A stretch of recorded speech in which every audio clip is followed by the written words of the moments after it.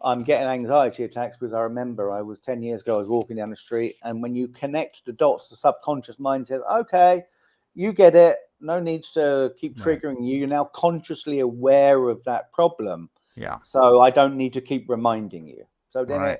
then it steps back. But the problem with our healthcare system, and I would say that that's largely for both sides of the fence, right? Conventional medicine and a lot of the alternative modalities, Right. is that if you're only treating the symptoms, then it's just going to keep coming back, right? So Exactly. Yeah. unless and until you can connect the dots and you can say, right, okay, I had that trauma, it hit my brain, triggered this biological program, and now I've got high blood pressure or thyroxine problem or cancer or whatever it is, right?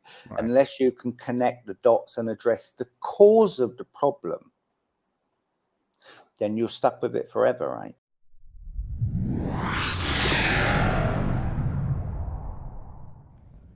Good morning, good afternoon, good evening, whenever and wherever you are watching or listening. This is the Holistic Monitor, and I'm your host, Nick Sconia.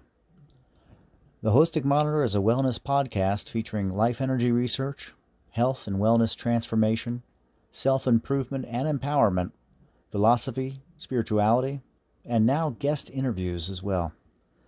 We look forward to your comments on our YouTube channel at Holistic Monitor, and you can also listen on the go with us at Spotify, Amazon Music, Apple Podcasts, and more. And with that, let's get today's show started. So Danny Carroll, you're an author of a book with a very controversial title. Indeed, I am, Nick. And are you getting a lot of pushback on the title of this book? Yes and no. I mean, at the moment, I haven't published it yet. It's going to be published hopefully in the next month or two. However, I've sent the book out to. So the title of the book is "Terminal Cancer is a Misdiagnosis." Okay, and it's deliberately provocative, right? I mean, the idea is it's supposed to get people, come on, what's going on? I need to have a look at that, right? So, I sent the first version of the book out to about 10,000 people. Okay. To get them to read it and critique the book, and give me critical feedback, right? And I asked for brutal feedback, and I got a couple of one doctor in particular wrote back and said, and it was like an email in all caps, and he said, "Do not publish this book."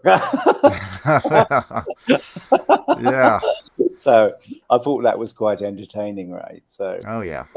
But yeah, I mean, I mean, once it gets on the shelves, I mean, my suspicion is that all hell's going to break loose, right? And, so I'm ready for that. It's an industry, the medical world, that holds diagnosis very close to its breast. It does not let other people utilize the word diagnosis or cure or anything like that. It's a very tricky world where verbiage means a lot. And a relatively dangerous one as well, right? I mean, I mean, there are websites that specialize in following, the unusual deaths of cancer research workers and stuff like that, right? And holistic healers and stuff like that. Oh yeah. Who are sort of taken out of the system, right? So yeah. I mean, they certainly are trying to keep want to keep the things close, and that's been there was a very large diversion from natural healing. Absolutely. And this was taken over. Yeah, the diversion was an approach that you had country doctors and people that knew about ways of doing things, and then you had the homeopathic revolution, which was a massive change, and you could say a revolution in the way that we think about the body, the world, medicine at the time. These were doctors that came up with homeopathic medicines, remedies, and then they were summarily wiped out by the creation of the AMA in the beginning of the 1900s. That's right. And told that the new program was their program, and that was the only way to go forward. And many of them signed on. My way or the highway, right? Yeah, and a lot of them did. For survival, for their work, for their career, for their ability to do what they were doing. And they had to kind of leave those other things to the side. So that there was a diversion that happened from the mainstream understanding of medicine, which was, who knows what that was in the 1700s, right? To then collapse in the early 1900s by the system of this new world, where you have the word diagnosis, which just means through knowledge, to understand something through knowledge, being completely compromised and taken over by this large body of medical doctors or medical association. Absolutely. And the problem, Nick, with these, I mean, my teacher was a traditionally trained medical doctor. Okay. Right. And he specialized he's what they call an internist, right? So he specialized in research. And he estimated that when his medical discoveries are allowed to surface, that 95% of all of today's medical protocols and procedures will become obsolete. So the desire to ensure that his medical discoveries are not allowed to surface, I mean, they've thrown everything at it, right, to make sure that these medical discoveries never get out. I mean, he spent like 2.5 years in prison. He was, he had like 12 attempts on his life. Wow. And they tried to put him in a mental institution 75 times. Wow. That's something. So, well, let's go into that a little bit. You wrote this book based on the research that was developed by your teacher.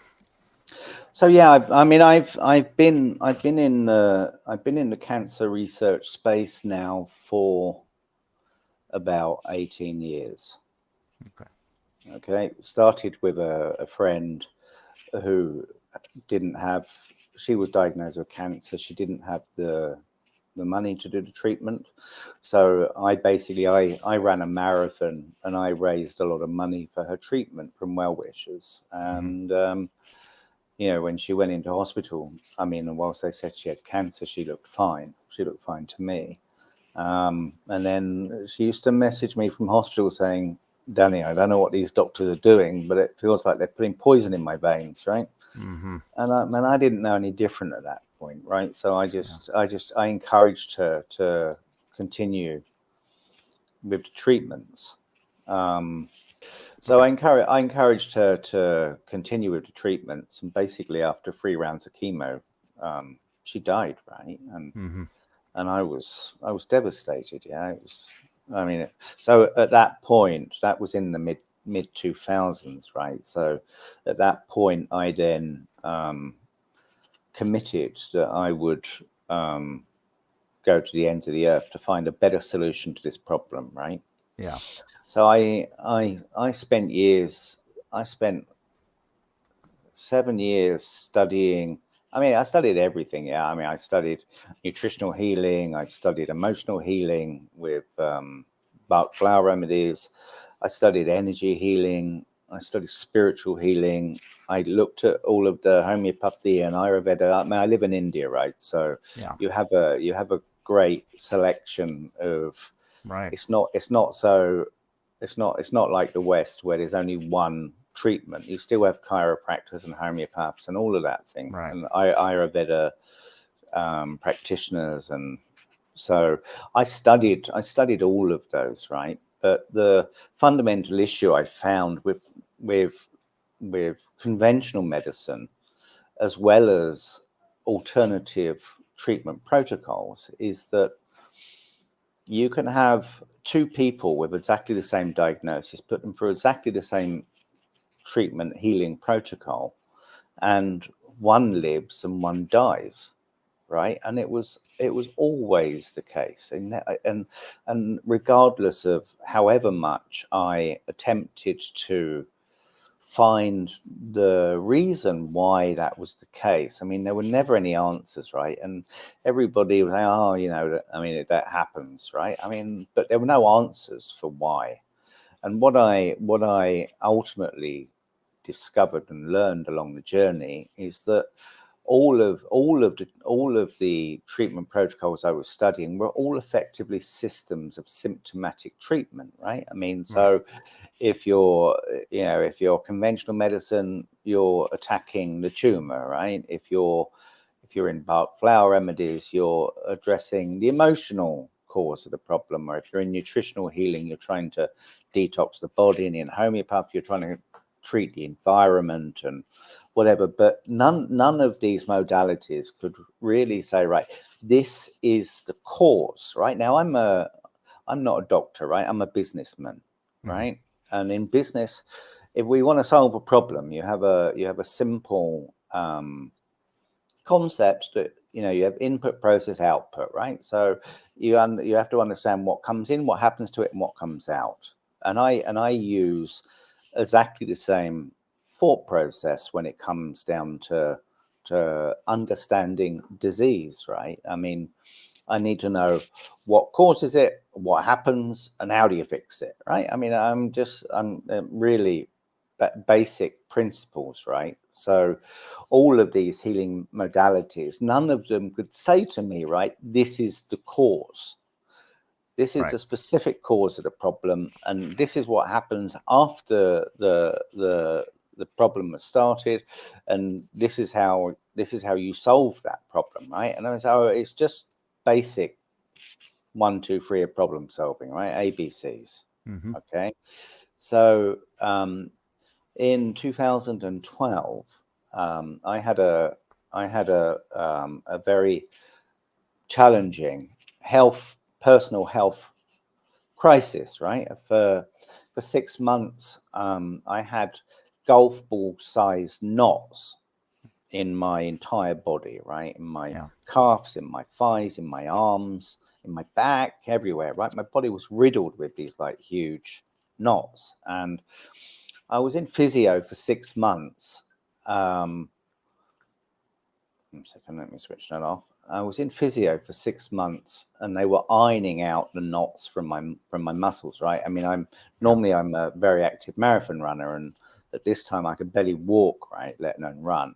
Right. So for 6 months, I'm in physio, go in, and then maybe you've ever experienced this, but when they're ironing knots out of your muscles, they use their elbows, right? So they get their elbows and they iron them out, right? And it was like so I'd get the knots ironed out, go back 2 days later, and they've come back again. Right. So it was just like this excruciating merry-go-round where I go, they iron them out, I go back again, they come back again, they iron them out, I go back again, and it went on and on, right? And then at the time I had a very interesting and unique challenge in my life at that point. I'd split up from my ex-wife. I found a new partner, but she was on a 2-year posting to my hometown, and next posting was going to be 10,000 miles or a 40-hour journey from where I live, right? So originally we had agreed that when she left, we would split up and go on with life, right? Right, of course. Sure. I mean, who's going to do a long distance relationship over 10,000 miles, right? I mean, that's insane. So anyway, a week before she's due to leave, we had a huge problem, right? Because we'd become soulmates. Of course. So, killing the relationship was no longer as simple as it once thought it was going to be, right? We'll have some fun, whatever. And when she goes, that's it, we're done. bye, right? But It's always that 1 week prior, like, yeah, I can't live that without you. that plan, that whole plan, all Yeah. went for a toss, right? So Right. Right. so Friday evening, week before she's leaving, we sat down and said, right, okay, this is clearly a problem. What we'll do is let's not terminate the relationship now. What we'll do is we'll see if we can do a distance relationship, but let's see if it fizzles out, right? Yeah. So on the Friday evening and 6 months prior, I had my entire body riddled with golf ball sized knots. Mm. And then when I woke up on the Saturday morning, they'd all gone, right? Oh, how All the about that? knots just disappeared, right? And I'm like, Yeah. oh my God, Been right? making that decision, I guess. Yeah. I mean, the only Yep. difference between Friday night and Saturday morning was that we'd agreed not to terminate our relationship, right? And then bang, it just like disappear. Wake up Saturday morning, it's like there's never been a problem, right? Right. So it was that cathartic healing experience that helped me to really understand the mind body connection. Right. Now, I didn't understand, right? I didn't know why they came. I didn't know why they left. All I know is that they did, and they just disappeared overnight. So there has to be a mechanism. So therefore, I needed to understand it, right? Mm-hmm.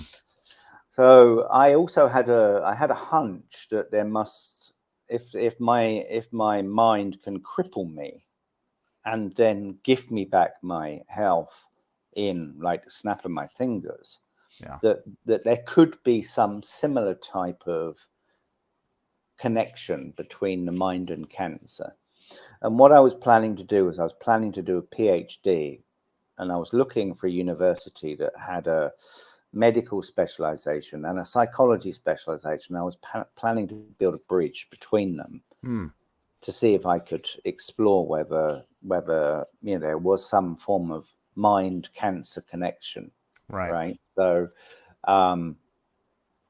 in the process of looking for this university, I found this German medical doctor who was reported to have a 92% success rate at healing late and terminally ill cancer patients using a form of mind-body medicine.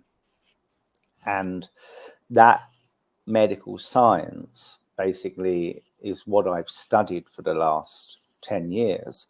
And to give you the cathartic experience that my teacher went through. So he was a traditionally trained medical doctor.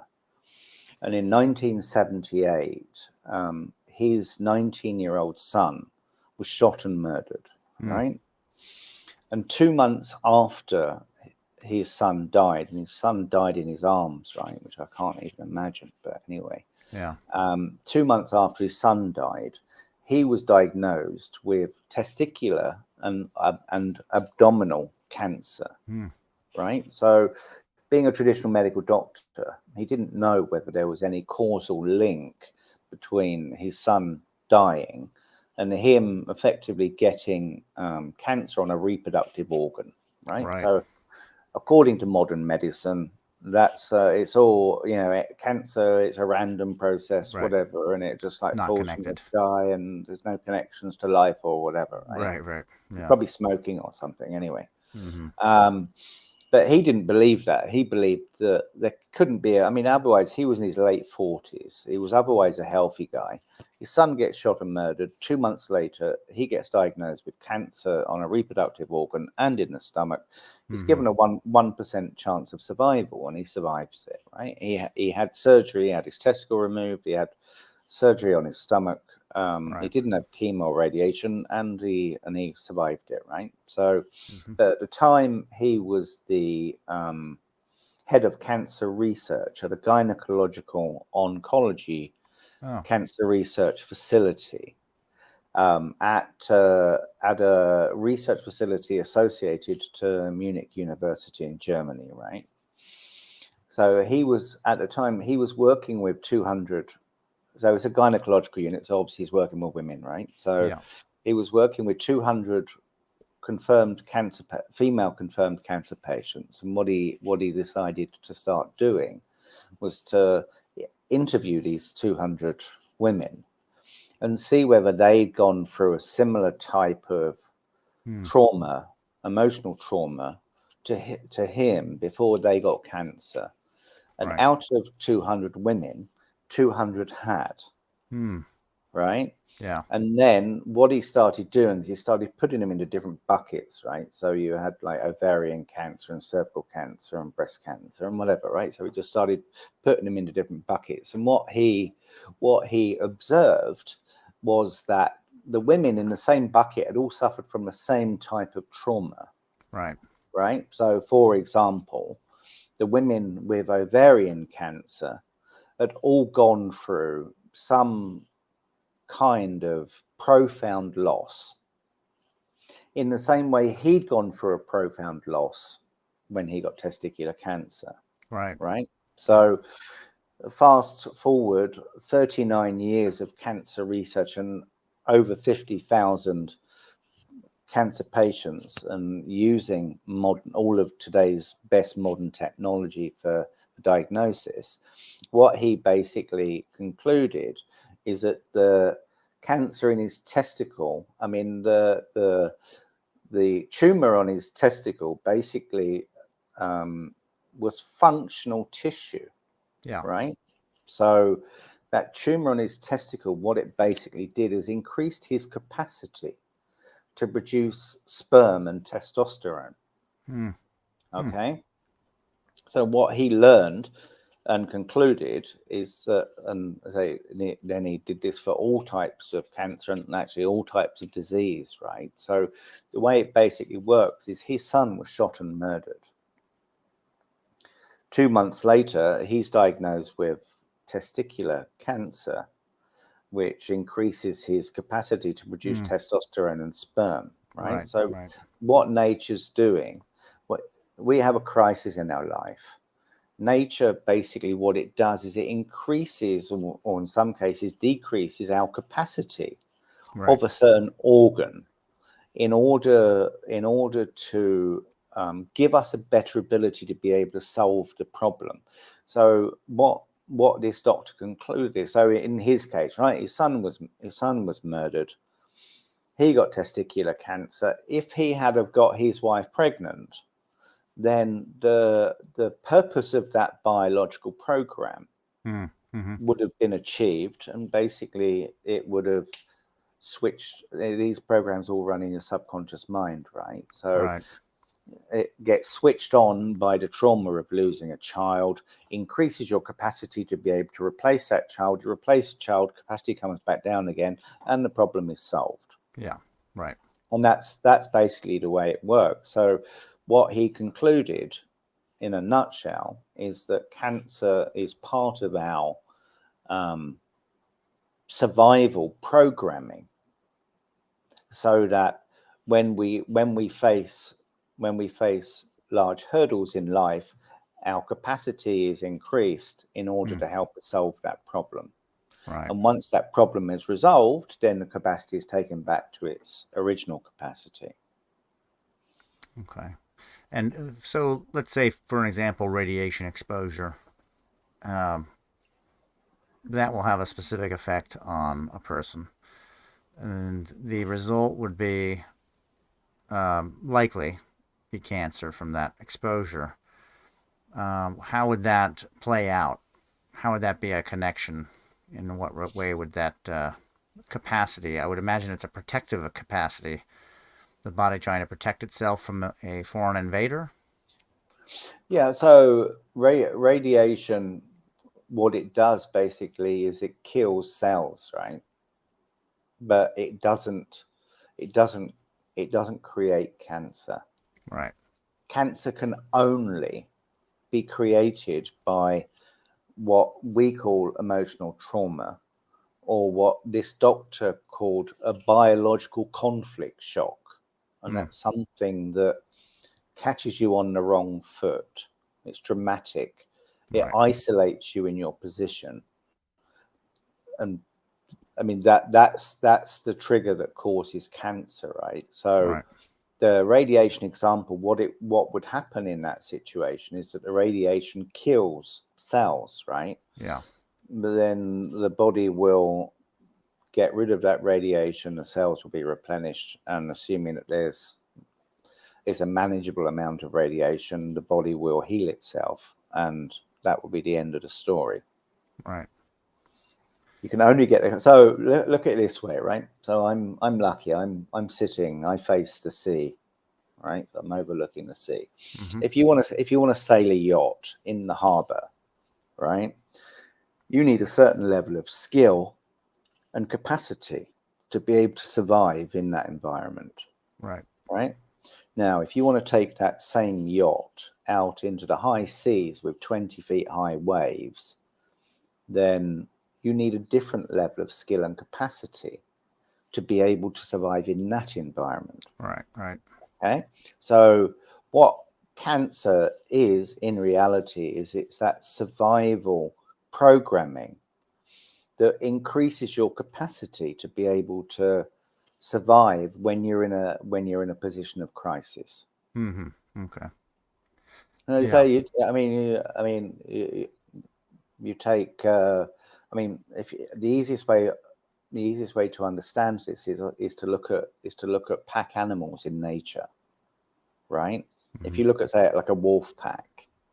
Now, the wolf pack has an alpha and it has betas. Only the alphas are allowed to play with the girls, and all the betas are not allowed to, right? Now, periodically, the alpha gets challenged for his alpha position, right? Now, that territorial challenge is a fight to the death.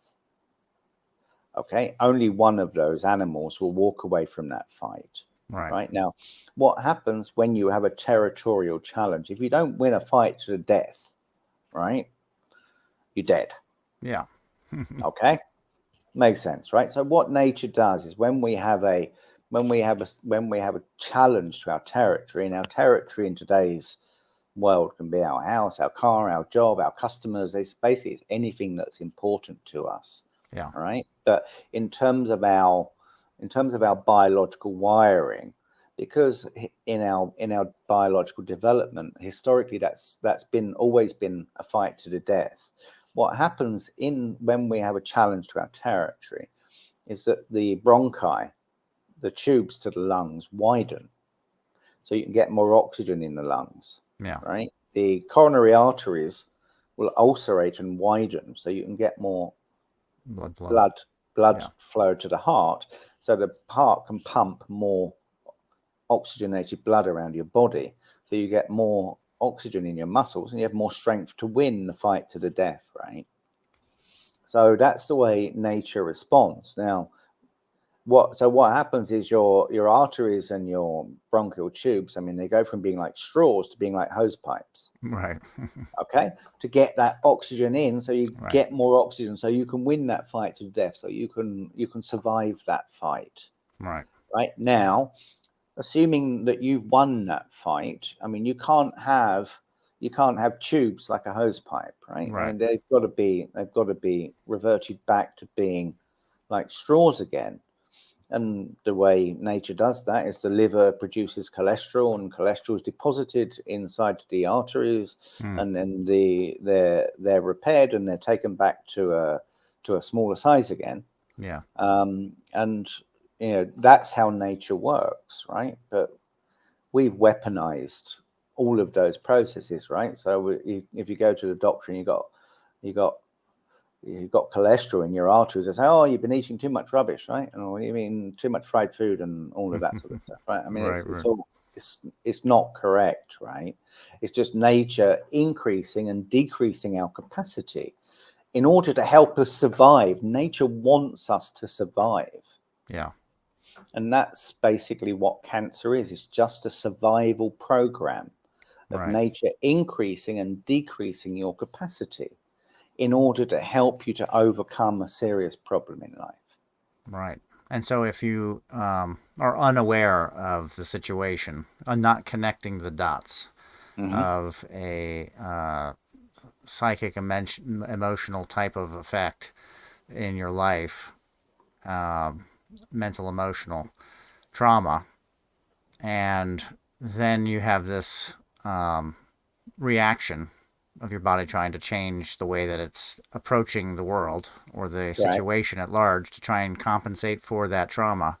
Correct. If you don't clear that trauma, that electrical charge, then you're kind of stuck Then you're kind of stuck, right? with the So survival program that was set forth by basically a DNA reaction. that's running, right? All The right. program has been switched on and it's running, and it will keep running until you either practically solve that problem. Right. Right. And it gets more difficult, right? When we have that emotional trauma, our mind stores memories and reminders, or what we call tracks and triggers of that trauma. Right. And then if we get into a situation where we're reminded of that original trauma, then it will get switched on again, right? Right. So The program runs again. Yeah. program starts running again, Yeah. right? So unless you can connect the dots, and this is why we end up with chronic illness, right? I mean, Yeah. because unless we connect the dots, okay, I had that trauma, I was in that environment. So let's say I'm walking down a dark street lined with cars. The street lights are off, right? Somebody jumps out from behind the back of a car, bashes me over the head, and Yeah. steals my money and leaves me unconscious, right? Right.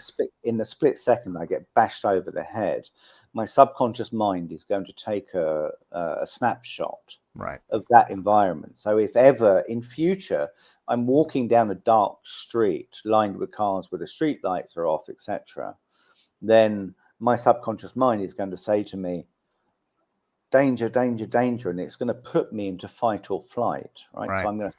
I'm going to start getting anxiety attacks, right? And my Yeah. heart's going to start racing, my hands will go sweaty, my skin will go pale, my mouth will go dry. Okay, and then I'm having acute anxiety attacks, right? And then if you don't remember, oh yeah, last time 10 years ago I was walking down the street and I got bashed over the head and somebody Exactly. knocked me unconscious and stole my money. Right. If you don't recall that, then you're stuck. I mean, let's say worst case scenario, right? The person jumped out from behind a pickup truck, right? And if your subconscious mind stores the pickup truck Yeah. as one of the key elements from that, every time you see a pickup truck, then you're going to start getting acute anxiety attacks. Yeah. It's a trigger response that's Trigger. there whether you know it's playing out or not. Yeah. Yeah, it's the subconscious mind when we're on autopilot, which is Yeah. most of the Which time, is right? yeah. Or When we're conscious. when we're overwhelmed, the Yeah. subconscious mind is, I mean, it's a danger warning signal, Right. right? Yeah. So it's saying danger, danger, danger. Last time you walked down the street, you got bashed over the head. Wake up, you dozy, Yeah. So that's what the subconscious mind does. So Right. and now, if you can connect the dots, then you can basically switch off these triggers, right? So Yeah. oh, okay, I'm getting anxiety attacks because I remember I was 10 years ago, I was walking down the street, and when you connect the dots, the subconscious mind says, okay, you get it. No need to keep Right. triggering you. You're now consciously aware of that problem. Yeah. So I don't need to keep reminding you. So Right. then it steps back. But the problem with our healthcare system, and I would say that that's largely for both sides of the fence, right? Conventional medicine and a lot of the alternative modalities, Right. is that if you're only treating the symptoms, then it's just going to keep coming back, right? So Exactly. Yeah. unless and until you can connect the dots and you can say, right, okay, I had that trauma, it hit my brain, triggered this biological program, and now I've got high blood pressure or thyroxine problem or cancer or whatever it is, right? Right. Unless you can connect the dots and address the cause of the problem, then you're stuck with it forever, right? Yeah. Yeah. Now, with your teacher, going back a little bit, just to get that connection, he studied this. He basically did, in a sense, from his perspective, from his position, clinical work by evaluating situations of people that had cancer specifically, Yeah. and sorting them into categories, and then finding that there was this very similar trauma or appearance of a traumatic event that was very related to the type of cancer that they ended up getting thereafter. That's So correct. a lot of people think that cancer, it's just latent and it's sitting in there and then it's slowly developing and it becomes this thing, and then poop, you got a bunch of issues, and you now have to figure out, like, oh boy, how long has that been there? No, Where it there may doesn't be work that way. something that happens a little more quick as a response. Yeah, I mean, some of these problems you can live with for years and not be aware of, right? I Right. mean, for example, if you got, say, a problem in the milk, if a woman has a problem in the milk duct, right? Mm-hmm. So what happens? The milk ducts are affected by what's called a separation conflict, when somebody's being torn away from my breast. Mm-hmm. Now, what happens in that situation is the milk ducts ulcerate and widen, again, similar to how the tubes to the lungs widen in a Right. territorial conflict. And that program, ultimately what will happen is the breast and the nipple will become numb, and the breast will become numb, and then the skin will start getting flaky. But until that happens, you may not be aware of it, right? I mean, it can happen that you can be in that situation for years and not be aware of it. So there are certain biological programs that are more difficult to address because they can be there for a long time and you don't know about it. Right. So, but yeah, I mean, but typically, you'll as soon as you, especially if it's a severe emotional trauma, I mean, it will trigger biological programs to start running as soon as you experience the trauma, right? And Yeah. like in my teacher's case, within 2 months he was aware of it, right? Why? Because he's got a large tumor on his testicle, Right. So Yeah. Okay. And as far as your, um, are you applying a new approach to this work, to his discoveries? And what methodology or what approach could somebody expect when they would come to you or to the teacher? so in terms of the methodology, this is problem solving in life, Nick, right? Mm-hmm. So if somebody's got a particular problem, you have to find out You got to get an which answer. organs got affected, Right. what emotional trauma affects that particular area. Then you start digging into the person's life and say, right, okay, you've experienced this type of emotional trauma, and then you start digging back into their life to find out what's happened, and then what Right. caused it, and then how to find a specific solution to that specific problem, right? So it's all very practical life problem solving stuff, because the best way to, so for my teacher, for example, the best way that he could have solved his problem, if he knew it at the time, which of course he didn't, right, because he was a traditional medical doctor, right, if he had got his wife pregnant, then the purpose of that program would have been achieved, and it would have switched off, and then the extra capacity would have been removed, and his testicle would have gone back to its normal size, and then the program's finished, right? Right. So that's what you're doing. You're trying to get a real life practical resolution to the problem. Now, the problem is real life practical resolutions are not always possible. Right. In his situation, it would not have been possible. Number one, for many reasons. Number one, he was in his late 40s, and the last thing you want when you got children in their teenage years is to then start going back into diapers again, right? Because, and also his wife was she'd gone through menopause, right? So she'd gone past her childbearing years, so he couldn't have got her pregnant anyway. So what he discovered is that there are like these switches. You got the emotional trauma that switches on the biological program, but what he discovered is that trauma, as well as being the on switch, is also the off switch, right? So if you can identify the trauma that triggered that problem to start, then so if he'd have said to himself, okay, I know I've got a tumor growing on my testicle because my son was just murdered, when you connect the cause of the problem with the symptoms of the problem, it also switches the biological program off. Right. When you connect it. When you connect it, so you can literally switch it off like a light switch. Okay. But the problem with this method is these tracks and triggers, right? Right. If you haven't solved the problem in real life, I mean, it comes for a reason, right? Nature never, in our lifetime, nature will never make a single mistake. Right. Nature knows what it's doing. You know, you don't have to. Your liver knows more about how much cholesterol you need than your doctor does. You know, et cetera, right? So nature will never make a mistake. So if that program has started for a reason and you haven't practically solved that in real life, there are techniques you can use to switch that program off. But when the tracks and triggers come in, it might get switched back on again. Right. So then you've got to switch it off again, and you've got to switch it off again, and you've got to switch it off again until you practically solve the problem, right? Right. So, basically, so it's getting to the root cause. Getting to the root cause. We do that with SAF, is we basically find the what I call the Horcrux, because it's a more commonly understood term with Harry Potter right now. You find that initial trauma event that locks in, that takes that picture of the everything.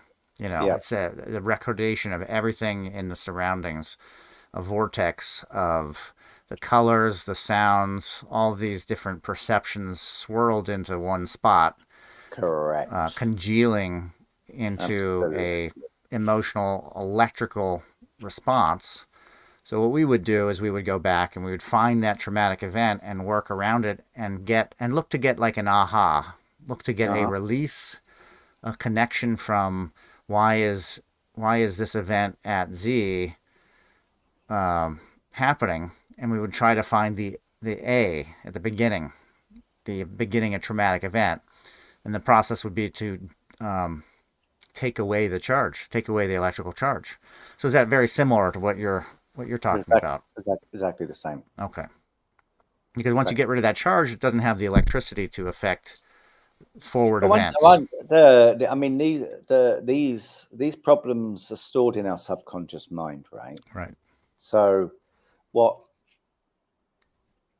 the challenge can often be, our subconscious mind buries a lot of the problems we go through in life. Right. On purpose. Yeah. Because if we had every emotional trauma at the front of our mind, right? I mean, we'd be miserable, right? I mean, no way to live.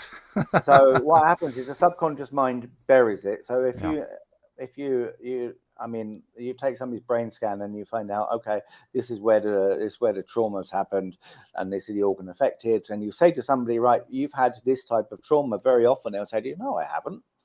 Right. Because they won't remember it. They don't remember it, right? Because they don't have, their conscious mind doesn't have access to it. So they buried it. The subconscious mind has buried it.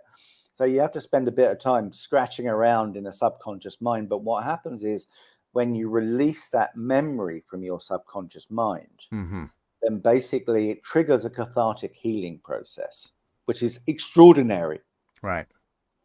Powerful. Yeah. But you have to dig that stuff out, right? And it initially takes a bit of a leap of faith. If I say to you, oh, you know, you had a childhood trauma of whatever, right? And you're like, you're mad. Of course I didn't, right? I mean, I'm like, oh yes, you did.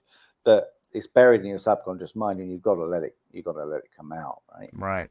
Well, like a car accident or something like that. Like a car, anything, yeah. I mean, Any kind of trauma. Here's an example, right? Dr. Hummer had a patient. He was explaining this medical science to a group of doctors in a university, and they wheeled in this patient. This guy had pericardial effusion, which basically fluid around the heart. And Dr. Hummer said that's an attack conflict. So he's sitting in this big auditorium, right, full of doctors and stuff like that. And he's saying to this old man, have you ever had an attack on your heart? And he's like, no. Oh, half an hour he's sitting there trying to unearth this trauma, right? Because Dr. Hummer knew what caused the problem, right? So he goes out, has a coffee, comes back in again, and everybody's sitting in the auditorium saying, oh yeah, this doesn't work, whatever, right? And Dr. Hummer comes back and he asks the old man, he says, what do you do for a living? He said, well, I used to be a farmer, but I got to the point where I couldn't till the land, so I've just moved from my farm into the city, right? And then Dr. Hummer said to him, do you have a dog? Right? This is trying to find out a problem if it's high. He's asking whether he has a dog, right? And then all of a sudden, the dog was a reminder, right? So 25 years earlier, when this old man was on his farm at midnight on a Saturday night, his dog starts barking, right? So the old man goes out into his farm with a torch, and he discovers one of his neighbors trying to steal his geese, right? And the neighbor comes in and he gets an axe, and he puts the axe in the old man's chest, right? Wow. And then the old man has to go on like this is somewhere in, I think, Slovenia or Slovakia or somewhere, but he had to go on a bullock cart over cobble roads for 13 miles with an axe in his chest, right? And then he was in ICU in the hospital for 3, 4, 5 months or whatever, right? And the neighbor who put the axe in his chest basically went to prison for 10 years, but then when he came out, he's still living next door to the guy who put the axe in his chest, right? So when he sold his farm and he moved out, once he moved to the city and he started to feel safe because he was then separated from the attacker. So that's when the pericardium, the sac around the heart, started healing, right? Now you imagine, right? He had an axe in his chest. He was in ICU for 3 months, okay? And he had a 13-mile journey with an axe in his chest over cobble roads on a bullock cart, right? Imagine what that must have been like. And he had no memory of the axe going in his chest. 25 years later, Dr. Hummer saying, have you ever had an attack on your heart? Have you ever had any problems? He's had an axe in his chest that's gone into his heart, right? And he had no memory of it. Yeah, and that's how it is. And there's the point is that, and I think that it's learned. I think that's part of why we don't remember as much, and memories are formed when we're really, really, really young, when we're babies and toddlers. Is that we're living within the subconscious, and we're learning the methods of masking trauma at the earliest age. We're learning about the ropes of life. And one of those is to veil trauma, to hold trauma out of basically divide the subconscious and the conscious so that there is this way to operate in the world. Without that division, we would be left with always thinking about the attack of the axe, always being in that moment of trauma, basically, without that veil. That veil gives us that protective reference. Exactly. And the issue is then we completely forget. And I think, that's part of why the old axiom of know thyself is such a powerful method to reclaiming your personal power, is that these trapped events causing, heart issues in the future is also causing a lack of energy and strength and straight channel energy. It should be going straight, and now there's a trauma and it's causing a diversion or a flux that's not giving the person in the present day as much strength. So know thyself goes to, uncover those things that are purposely hidden so that we can not have these present day issues. Now, when you write this book, it's not out yet. When is it coming out? I'm hoping latest it's going to be up on my website by Wednesday of the coming week, Wednesday or Thursday. So what I'm doing, Nick, is I'm doing it in sort of steps, right? So I'm putting it up on my website first, and then I'm going to then start moving up onto the main platforms, Amazon, Ingram Spark, and stuff like that, right? So I'm doing it in a stepwise, just to slowly thin end of the wedge, right? So, but prevent issues. Nick, here's an interesting one for you, Nick. Right? I mean, you talk about early stage trauma. So, Dr. Hummer spent the last 7 years of his life healing children with Down syndrome, right?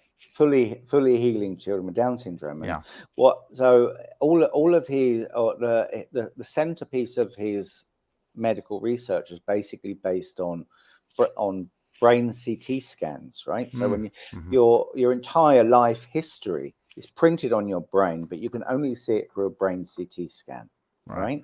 So he got the brain CT scans done of children with Down syndrome, right? And what he realized from the CT scan was when they were born, they had what Dr. Hummer described as a double hearing conflict, right? Which meant that both of their hearing centers, which is just above your ears in your brain, right?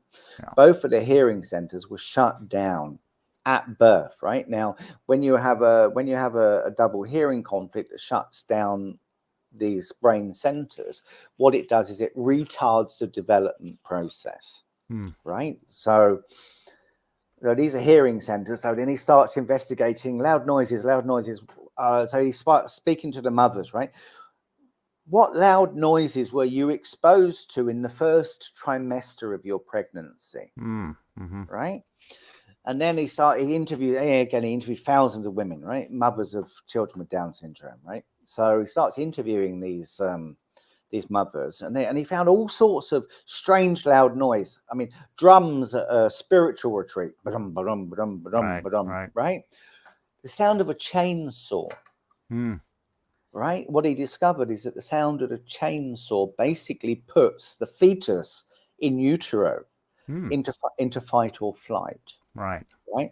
And so when he understood what caused that problem, he'd been working with an Italian music professor, and he made what he described as the greatest therapeutic discovery in the history of mankind, which is basically a form of Western classical music that is played at 432 hertz, which is our natural healing frequency. And the way the songs are written basically incorporates the math from the Fibonacci sequence, right? So when you bring those two elements together, it creates an energy and a rhythm, right? That downgrades conflict in the brain, removes edema from the brain, and it allows the brain to start redeveloping naturally again, right? So he worked with hundreds of children with Down syndrome and took them from round eyes, round face, to a point where they were completely developing naturally and came back to full health again. I mean, it's truly extraordinary, the findings that he made, right? So this I've covered in my book, in one chapter 8 in my book. Okay. Now, are you able to practically apply these same measures? And is that something that you are providing to the public? So I mean, I've spent the best parts of 20 years because I'm not a doctor, right, Nick? So the people I've worked with hundreds of cancer patients over the years, and the people who come to me are typically late stage or been given a terminal diagnosis. Right. I mean, I'm a venture capital investor, right? Random dude who heals terminal cancer patients for a hobby. I mean, that's not it's not a great sales pitch, Nick, right? You want to go to your leading oncologist in Johns Hopkins, or do you want to go to some random venture capital venture capital investor who heals cancer patients for a hobby, right? So you get it, right? So people typically come to me when everybody else has given up, and I'm always happy to help people when I can, right? So so yes, I do still help people. I don't charge money. I don't offer consulting. I don't seek out patients. If they come to me, I help them. If they don't, no problem. So at this point in time, my primary focus is on writing, right? Because the problem with these medical discoveries is that, I mean, my teacher was a genius, right? And but learning these medical discoveries, I mean, it's taken me 10 years, right, Nick, so far. And I mean, I've just barely scratched the surface, right? I mean, the body is a complex set of systems, and understanding these medical discoveries and being able to use these practically, I mean, it's a long, hard journey. And part of the problem is the fact that medicine and medical discoveries are not written in a language that everybody can understand, right? So what I'm I mean, so what I'm doing now, Nick, is I'm so my first book, Terminal Cancer, is a Misdiagnosis, and then all of the books I'm writing, the key thing with these books is they can be picked up by anybody with no knowledge of medicine, no knowledge of cancer, and no knowledge of the medical discoveries that my teacher made, right? So I'm trying to build a bridge to his work, so that it makes it accessible for anybody and everybody, right? So my first book, Terminal Cancer is a Misdiagnosis, is an introduction to his medical findings. My plan, my next step 2, basically, is to write one book on every disease, right? So one on testicular cancer, one on breast cancer, one on kidney cancer, one on lung cancer, and yada, all of them, right? So in total, when I finish, there will be about 500 of those books, right? At the moment, I've written 4 of them. I've done testicular cancer, breast cancer, I've done IBS and ulcerative colitis, and I've done atopic dermatitis, and I think I'm probably going to do ovarian cancer next, and then I'll start lining them up. So these will be books that are accessible to anybody and everybody, so anybody can read them. And these books are available. You can read them for free on my website. Yeah, you have a Creative Commons on it. I have a Creative Commons on it, so anybody can use it also, which is great. And so are you the only one doing this work? One man army. So you have 500 books. 12 years the plan. I tried. I tried. I mean, if I do 12 a year, then it's gonna take me like 40 years, right? Right, just like 38 years or something, right? I tried doing one a week. Okay. Wow. It was insane. Wow. Okay, I can't do. And that's what you would need to do. Well, if I did one a week, it'd only take me 10 years, right? Instead of 40, that's what you would need to do. Which is insane. But I can't write, edit, publish, market one book a week. It's just not possible. Right? I just drive myself. I nearly drove myself nuts just trying it with a couple of books, right? So so it's going to be one book a month, and then I'll start adding one book a month on a different health challenge, and then slowly I'll build up a body of work which over time will become substantial. Right. Now, would this be something that you could plug in and maybe have, adding some of this new technology that we have? This is something that you could draft into short form outline and then have AI do the guts of the writing for you, so that you can kind of stand back and maybe mass produce a little bit of this information, maybe not on book size, maybe on more on the pamphlet size, but to get the information out so that at the very least there's a reference for people there forward. Because what happens, which we were talking a little bit before the show, that people come and create amazing methods, and it challenges the status quo, a very large enterprise, and that challenge is usually met with fierce reaction and strong reaction, and potentially endangerment based on how hard the challenge is against the system. That there may be some strong challenges to your work as you're putting it out.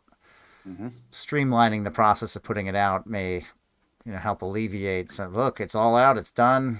That way you can remove yourself from anything that might be caused due to the I mean, work itself. I'm not worried about. I mean, the truth. I'm just communicating, right? I mean, the truth stands on its own merits, and people can assess the work I'm doing, and they can assess whether they think it's right or wrong, and everybody can make their own decisions on that. I'm not worried about pushback, or the potential dangers of the situation. I have the best bodyguard in town, right? I've got the biggest bodyguard in town. Okay. So I have no concerns about that.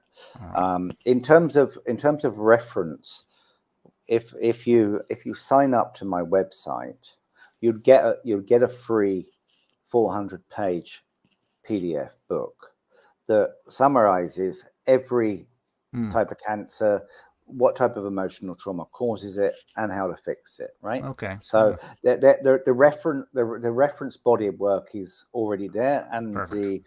the author, who is a colleague of mine, has spent 15 years writing that book. Right. So it's very, very comprehensive, and it's a great starting point. Right now, the only thing that I've found from personal experience is that the difference between reading and understanding and being able to act upon, and even when you go through and you read it, you may or you may not be able to understand the problem because it's in summary form, right? So what I'm trying to do, and I've had many patients and who've attempted to read and understand for themselves and have been unable to, right? So the purpose of the books I'm writing is to make sure that it's written completely in lay language. Yeah.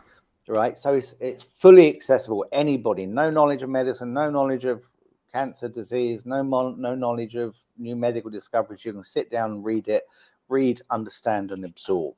Yeah. And that's the critical thing. Okay. And are these summaries basically trying to find the trigger? Yeah, I mean, so the entire book has detailed everything in terms of how to solve the problem, how to look for tracks and triggers, and I mean, the book is extremely comprehensive. Yeah. Okay, so as a starting point to both understand which biological programs, which types of trauma affect which organs.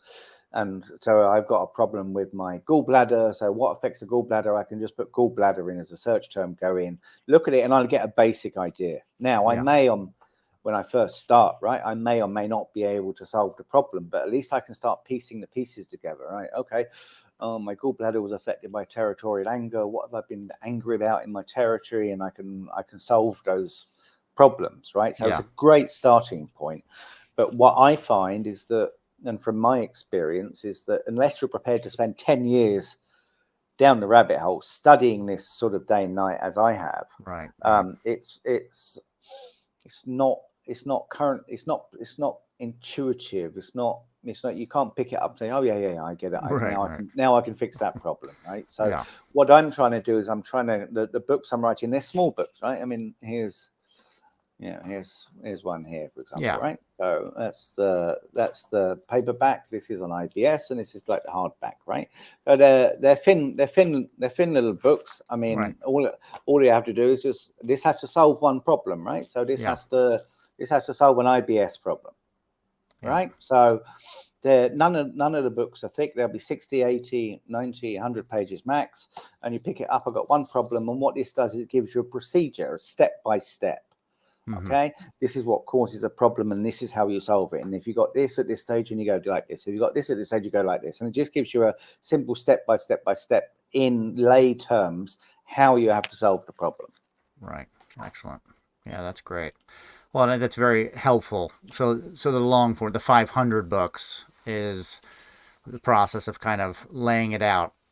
Yeah, I mean, we got it so far, right? Right, there you go. So 500 of those. 500 of these. There we go. Yeah. Yeah. Well, you got to have goals. That's good. So I've just laid out a 40-year life plan, Nick, Yeah. for the first time in my life, right? I mean, I'm like, are you nuts? I'm like, Right. come on, it would be a great way to spend the next 40 years, right? Now, is this a side thing for you, or are you still doing your other work? Um, it was a side thing until last year. Okay. I worked in venture capital and brand building until sort of mid last year. Brand building I'm still in, but venture capital I exited last year. Okay. And what I've now, I mean, I've spent 20 years researching this, as a hobby, effectively, right?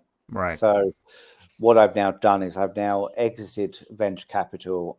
I mean, Nick, I'm working like I'd never worked before in my life, right? I mean, Yeah. I'm banging out 12, 14-hour days, 7 days a week at the Right. moment to try and pull all of this together and to get it off the ground, right? But now this is now the full-time thing, right? So Yeah. I'm, It's a lot I easier to do. built out the website and started writing the books and started learning how to publish and all of that stuff, right? Right. Right. Now, did you find that your move away from venture capital gave you a surge of new energy? Was it releasing something that you had going on as far as trauma, maybe that kind of work? Well, yeah, I mean, this journey started with trauma, right? I mean, it Yeah. started by me feeling like I'd killed one of my close friends, right? Which is not what a great. Not I a mean, good so feeling. Yeah. everything in life is trauma based, right? And if you see, somebody, whatever, broadly our age, who's still got a six pack and still in the gym 6 hours a day and whatever and all of that sort of stuff, behind it that they were probably the fat kid at school and whatever, right? I mean, Right. that's Something. Some that's kind of the trauma. behind everything. You'll always see some trauma driving it, right? Yeah. That's what creates human behavior. Yeah. So my desire to find a better solution for cancer was born in trauma. Yeah. So is this being driven by trauma? Absolutely, right? Yeah. So no doubt about it. Now, for the last 18 years, cancer research to me has been a hobby. Yeah. Now it's time, and it's been my passion, right? I mean, it's whether it's helping others or carving new paths, learning new things or whatever it is, it's been a passion for me. But now it's time to convert my passion that was a hobby Yeah. into now passion going full steam ahead. And you're getting invigorated and have good, Oh, strong mate, energy from it. I have Yeah. never had so much fun in my life. Yeah. And I Yeah. kid you not, right? I mean, it's been amazing. I say I'm working 12, 14 hours a day, 7 days a week, right? But it's not work, Nick. I'm Right. loving Yeah. every minute of it, right? It's I very mean, different. and it's bizarre, right? I mean, for my entire life, I swore that I would never write a book, right? The whole concept of everybody's got a booking in them and all that. I'm like, no way do I have a book in me, right? Yeah. Now I've got 500. Yeah. A lot of work to do. Yeah. Where can people find you? I'll have it linked in the description of the show. But just to hear it from you, where can they find your information? Where can they learn more? And where So can they download these books? the home base is basically my name hyphenated. So it's Danny DANNY hyphen Carroll CARROLL.com. That's my author website, which I can't even believe I've put up, right? I mean, I'm such a Luddite with technology that when I tried using Twitter, I didn't even know where the hashtag key was on the keyboard, right? Oh So yeah. I'm one of those, right? So I now have this author website, which is a miracle in itself, right? Yeah. Yeah. So Well. that's the center point. That's got. I'm building these 500 books are going under one brand. Okay. called the Healing Tribune. Right. So all of these books. So this is atopic dermatitis. All of them are going to look like this. So this is the Healing Tribune brand. and all 500 books are going to go under this brand. Right. So that's on my website. You go Danny Carroll and then go to the Healing Tribune. You'll find all the books and you can read them for free on my website. Excellent. Excellent. Yeah, that's fantastic. And it's very important to get the information out there. Absolutely And, critical. Absolutely critical. Right? Yeah. And especially if it's working, if the process is showing It's extraordinary. A solution, and for people that are listening or watching, oftentimes it's when we're backed into a corner that we decide to act, or when we're at the very end of our, exhausted all other paths, that we look for something. And sometimes, we may feel like it's too late, but if we find the right kind of information and get the right switches on and off, a lot of different changes can happen dynamically very fast, So Nick, in my teacher's medical science, there's no such thing as terminal cancer, right? If you're alive and breathing, you can solve a problem. Still have right? Exactly. And what his suggestion, he said, he made a comment. He said it's very difficult to learn to swim when you're drowning, right? Yeah. It's always better to learn to swim before you get into the water. Right. Exactly. Right. Yeah. And in the same way, it's better, ideally, to learn how your body functions biologically before you get sick, right? Because once you're sick, then you're swimming against the tide, right? And you're struggling. And so, I mean, and knowledge is power. This medical science, Nick, is mind blowing. Oh, mate, I'm telling you, I've spent 10 years in a spin, right? Like, oh my God, it's amazing. Yeah. Well, you're getting good results from the work, and I think that's what's most important, is that you're not seeing like sometimes yes, a sometimes no result. You're getting very good results from the work, from the output.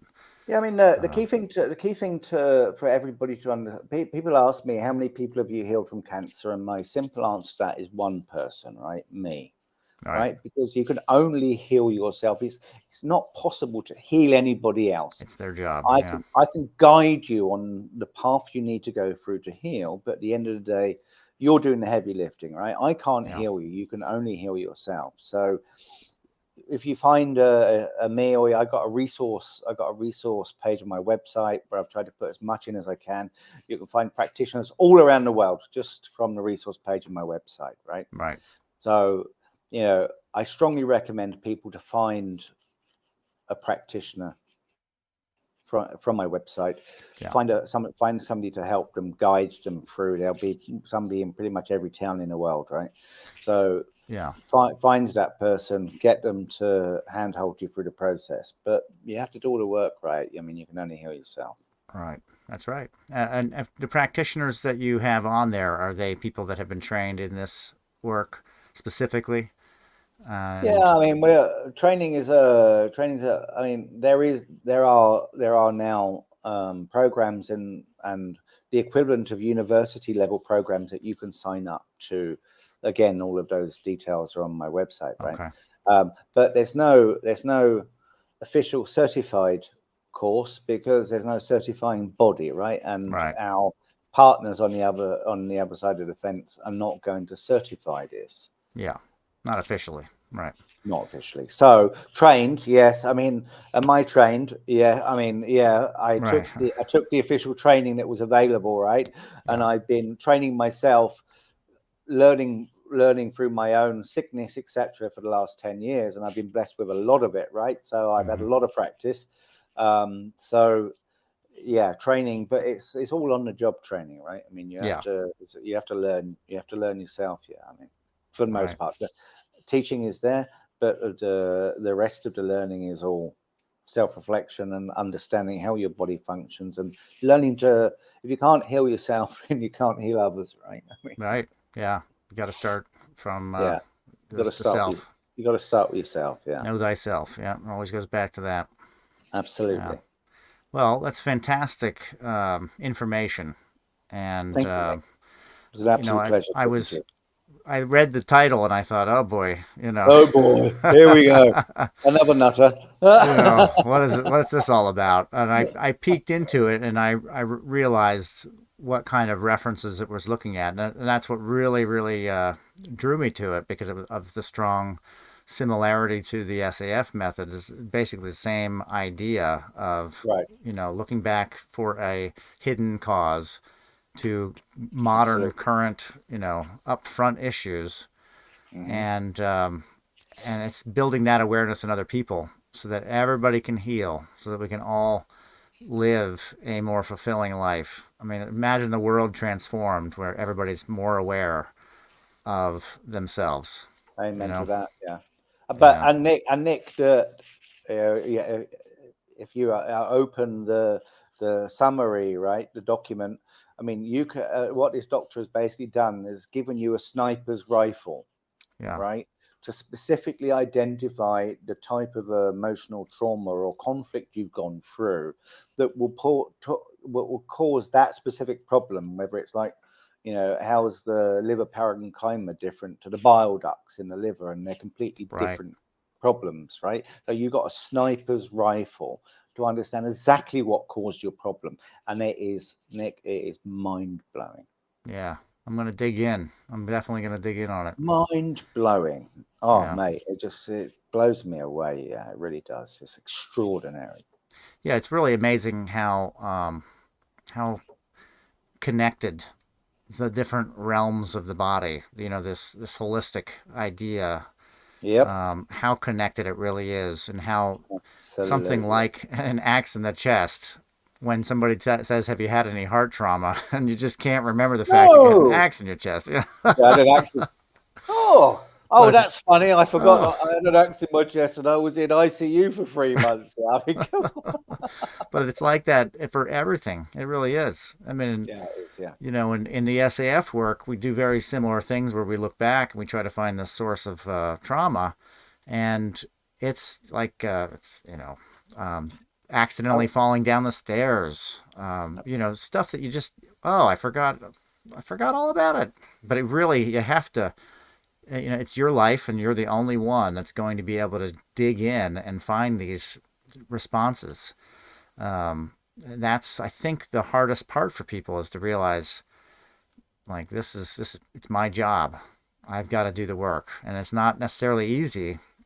absolutely. I mean, Uh, it's not. You can only heal yourself, right? yeah, There's no second option. right, I mean, yeah, okay, you want to keep managing the symptoms or suppress the symptoms and keep taking drugs, and I mean, whatever. right. Everybody, their body, their choice. Do whatever they like, right? I And that's mean, the chemical approach, basically, is to yeah, take something that's compressed and but you can never solve. I mean, think about it logically, Nick. You can never solve a problem looking at the symptom, right? right, And the problem with all of these modalities, including and especially conventional medicine, is a system of symptomatic treatment, right? right, So if you see the big picture, I have an emotional trauma. It hits my brain. It goes down to the organ, right? The organ is just the symptom of the problem. Period. You yeah, can never solve a problem at the organ level. It's right, impossible right, because it's a symptom, right? It's not the cause of the problem. You can yeah, only ever solve the problem when you get back to what causes it, and that is not at the organ level. So you can never right, solve problems using that. And I mean, you can suppress the symptoms, right? But you'll never solve that problem yeah. until Put you in go back to the compression. cause. Until you go back to the cause of it, right? Yeah, Yeah. yeah, Then exactly. then you get your lovely coiled spring effect, right? And when you let Yeah. it go, boing, boing, boing, boing. Yeah, no, but that's it. I mean, it's we look at that micro, but we need to be looking at the macro. We're looking at what's the effect on the symptomatology, and we're saying, oh, wow, the liver damage, but what was the cause? A heartache. Heartache. Um, lost loved one, that kind of thing, where you're having to reference to a whole different system to see why this other system, this connecting point, is affected. But it's not a whole different system. It's actually all connected. This is one Uh, system, Nick, right? yeah, it's just It's a an very it, difficult it's an integrated system, approach. Yeah, and you then you have to this vehicle. Yeah, it's no different from a motor vehicle, right? I mean, if you have an emergency and somebody runs out in front of your car, or you're trying to avoid an accident, I mean, you've got to slam the brakes or the accelerator to avoid it, right? I mean, Right. that's what nature does with us in order to help us to avoid the accident, go faster, go slower. And that's just basically what they call cancer. Yeah. Yeah. Ramping up. Yeah. Yeah, it's wild. Well, I really Crazy. appreciate you being on the show today, and really glad to have your message getting extended out. And I hope that the book does receive some strong views. That it They will. say no. That's for sure, Nick. It will All news receive is good some news. strong views. All news is That, good news, right? if you want to do a deep dive into one form of cancer at some point, happy Yeah, to do. We can have some fun with that at some point as well. Yeah. absolutely. Yeah, let's do it for sure. Yeah. Excellent. Be a lot of Well, fun. thank you again, and My pleasure, Nick. we Truly. hope to have you on soon. Look forward to that, my friend.